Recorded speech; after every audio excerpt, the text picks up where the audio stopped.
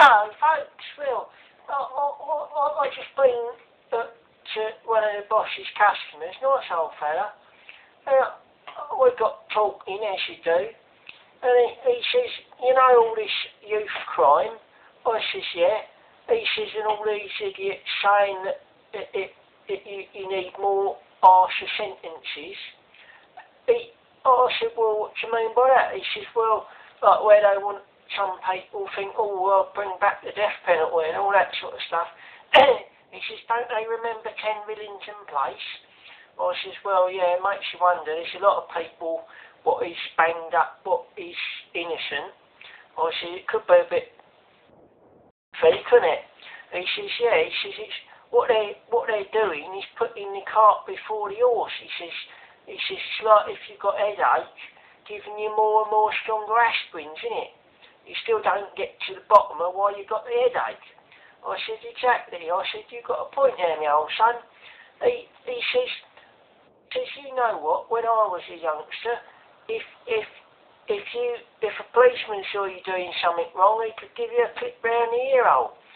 And he said, when I was at school, if I did something wrong, I got the cane. And if my mum and dad found out about it, I got a bit more as well. He said, you soon learned not to do anything wrong. I said, well, I suppose you're right there. I said, because if the kids kind of know that if you do something wrong, you get some punishment when they're kids, they know that the same happens when you're adults. Whereas if they go through life as a kid, not having anything much happen, even if they do bad things, then, well, they don't care.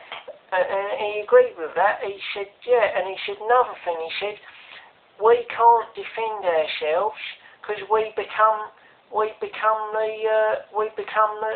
guilty party, don't we? And I said, exactly. I said, you've got a point there as well, my old son. He said, he was a bit upset, I can tell you. And anyway, so he says it's stupid. He says parents can't do anything. The teachers can't do anything, and then the adults can't protect themselves. He says it's ridiculous. He said I reckon there's something. I reckon there's a reason behind this. I said, well, I don't know what the reason is, mate. I mean, I think there's a bit too much nanny state here.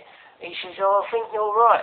He says, they want to stick their noses out of the family's business. He said, families are supposed to take responsibility for their kids, aren't they? I said, yeah, it's too much of this. Oh, it's the government should do this and the government should do that and it's the government's fault and what's the government going to do about it? I said, it's ridiculous, isn't it? He said, you're too right, mate. He said, have a bit less government and a bit more people getting off there. I said, there's a lot of people sitting on there. He said, we had a bit of a laugh at the end because we got on one or two other things, but I thought I'd share that with you. He's a nice old bloke and he talks a lot of common sense. I thought, well, he's right. He's right. It's like if you was planting a garden and you didn't take care of the seedlings when you was planting the seeds to start with, you might not get very good results, might you? Whereas if you take care of the seedlings and they get going properly established, then you'll have a nice garden.